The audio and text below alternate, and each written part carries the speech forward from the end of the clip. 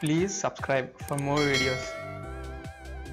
ఓం శ్రీ గురుభ్యో నమః. ఓం శ్రీ మహాగణాధిపతి నమః.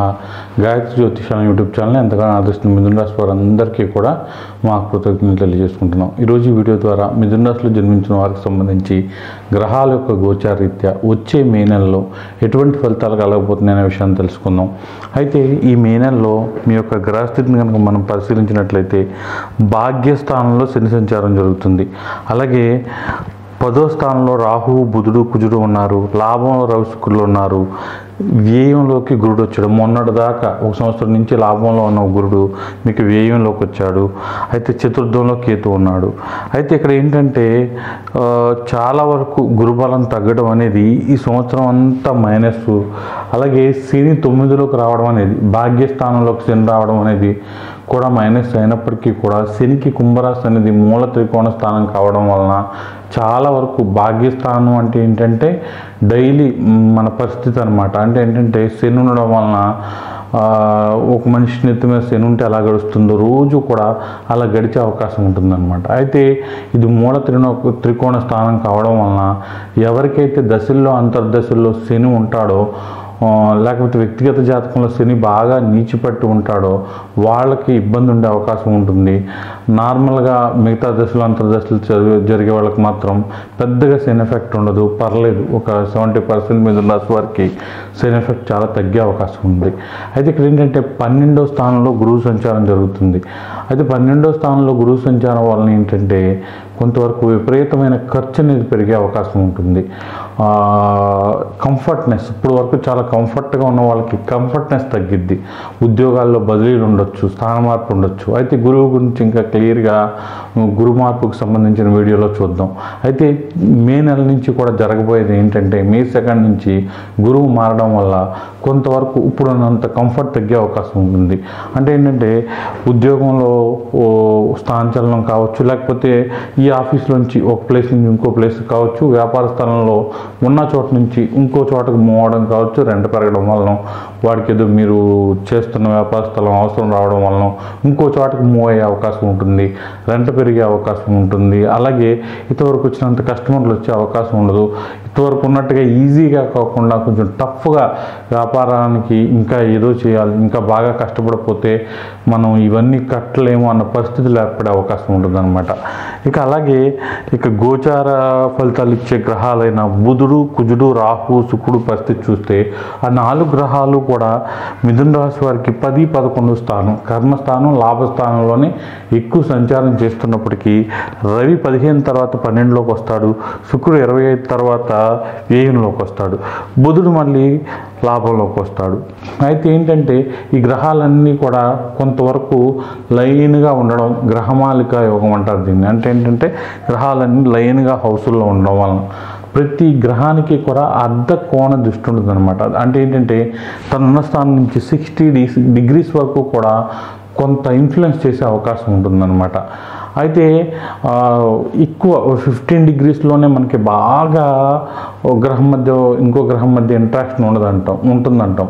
అలాగే అర్ధకోణ దృష్టికి కూడా ఖచ్చితంగా విలువ ఉంటుంది అనమాట. మనం ఎలా అయితే సప్తమ స్థానాన్ని, శని గ్రహం తృతీయాన్ని, సప్తమాన్ని, దశమాన్ని చూస్తుందో అలాగే ఈ అర్ధకోణ దృష్టికి కూడా తప్పకుండా ప్రిఫరెన్స్ ఉంటుంది. కాబట్టి ఇలా లైన్గా గ్రహాలు ఉండడం వలన చాలా వరకు 80% మంచి జరిగే అవకాశం ఉంటుంది.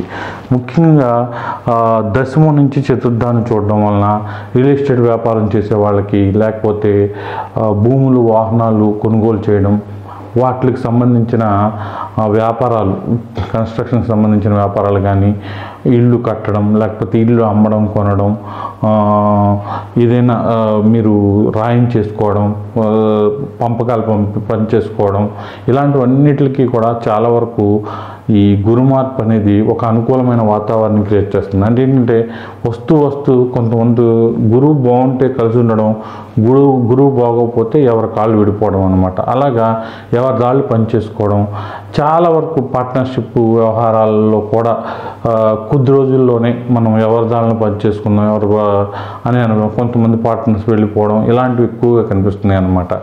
ఏది ఏమైనప్పటికీ కూడా లాభస్థానంలో రవి సంచారం 15 వరకు ఉంది. అది మేషరాశి కావడం, అది మూల త్రికోణ స్థానం రవికి కావడం వలన 15 వరకు కూడా పొలిటికల్గా చూడండి. మే 13 మనకి ఎలక్షన్స్ ఉన్నాయి. కానీ ఈ రాశి వారికి రవి 11లో ఉండడం వలన ప్రత్యేకించి మిథున రాశిలో జన్మించిన వాళ్ళకి మంచి ఫలితాలు వచ్చే అవకాశం ఉంటుంది. ఖచ్చితంగా వీళ్ళు వేసే స్టెప్స్ అన్నీ కూడా మీకు తర్వాత మంత్రి పదవులు వస్తాయా, మీరు పైకి ఎదుగుతారా, ఇదంతా కూడా పక్కన పెడితే ఈ ఎలక్షన్ టైం వరకు కూడా మిథున రాశి వారికి చాలా చక్కగా ఉండే అవకాశం ఉంటుంది. మంచి గుర్తింపు ఉండే అవకాశం ఉంటుంది. మీ చుట్టూ ఉన్న వాళ్ళు మీ మాటినే అవకాశం ఉంటుంది. అధికార పదవిని కోసం ప్రయత్నిస్తున్న వాళ్ళకి ఖచ్చితంగా గెలుపు అనేది ఉండే అవకాశం ఉంటుందన్నమాట. ఇక శుక్రుడు రవి కలిసి ఉండడం వలన లాభస్థానంలో శుక్రుడు ఏ స్థానంలో అయినా సరే కలిసి వస్తాడు. కానీ లాభస్థానంలో మాత్రం కలిసి రాడనమాట. ఈ రవితో శుక్రుడు ఉండడం వలన ఇక్కడ ఏంటంటే శుక్రుడికి కొంతవరకు నీచత్వం ఎక్కువగా ఉండడం వలన శుక్రుడు అనగానే మనలో ఉండే లస్ట్, లేకపోతే వ్యామోహం, సీక్రెట్ అఫైర్స్ ఇలాంటివన్నీ అనమాట. ఇవన్నీ కూడా కొంతవరకు ఎక్కువయ్యే అవకాశం ఉండడం, వాటికి సంబంధించిన విషయాలు బయటకు వచ్చి మన పరువు ప్రతిష్టలు దెబ్బతినడం, లేకపోతే వాటి కోసమే ఎక్కువ వెంపర్లాడి కొన్ని తప్పులు చేయడం అనమాట. ఇలాంటివి ఎక్కువగా కనపడుతున్నాయి. అలాగే శుక్రుడు అంటే సౌభాగ్యం, శుక్రుడు అంటే లగ్జరీ ఐటమ్స్ కొనడం, బంగారం ఇలాంటివి కొనడం. మీరు చూడండి, ఇప్పుడు శుక్రుడు ఏదైతే లాభస్థానంలోకి వచ్చాడో అప్పటి నుంచి ఒక్కసారిగా గోల్డ్ అనేది పెరిగిందనమాట.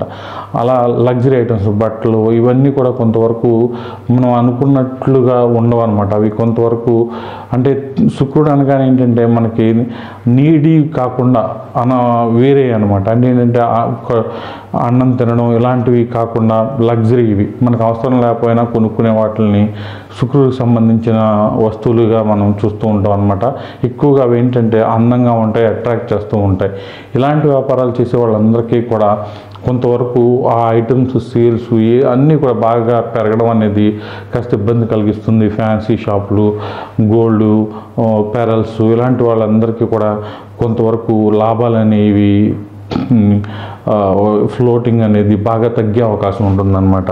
శుక్రుడు 25 మారిన తర్వాత మళ్ళీ నెక్స్ట్ మంత్ అంటే జూన్ తర్వాత నుంచి కూడా బాగానే ఉండే అవకాశం ఉంటుంది. ఇక 10వ స్థానంలో రవి కుజుడు ఉండడం వలన ఉద్యోగం ఏదైతే ఉంటుందో ఏ ఉద్యోగంలో అయినా సరే ఒక టెన్షన్ అనేది ఉంటుంది. ఏదో ఒక టెన్షన్ అనమాట. బాగా పర్ఫామ్ చేయట్లేదనో, లేకపోతే ఏదో ఒక నిందలు పడడమో, లేకపోతే నూతన ఉద్యోగ ప్రయత్నాలు చేసే వాళ్ళకు కూడా టెన్షన్గా ఉండే అవకాశం ఉంటుంది. రాహు కుజుడు అనగానే టెన్షన్ అనమాట. ఈ కుజుడు 6 లాభస్థానానికి అధిపతి కాబట్టి హెల్త్ ఇష్యూస్ కూడా కొంతవరకు జాగ్రత్తగా చూసుకోవాలి. అది ఏంటో తెలియదు కానీ తగ్గదనమాట. ఏదో రకంగా పీడిస్తూ ఉంటుంది, టెన్షన్ పెడుతూ ఉంటుంది. 4-5 హాస్పిటల్కి తిరగడం, ఏమవుతుందో తెలియని పరిస్థితి, ఇలాంటి గందరగోళ పరిస్థితులు అనేవి మీకు కానీ మీ కుటుంబ సభ్యులకు కానీ ఏర్పడి మిమ్మల్ని బాగా తికమక పెట్టే అవకాశం ఉంటుంది. ఇక లాభస్థానం మీద కూడా ఎఫెక్ట్ ఉంది కాబట్టి మనకు రావాల్సిన ఫైనాన్స్ కానీ డబ్బులు కానీ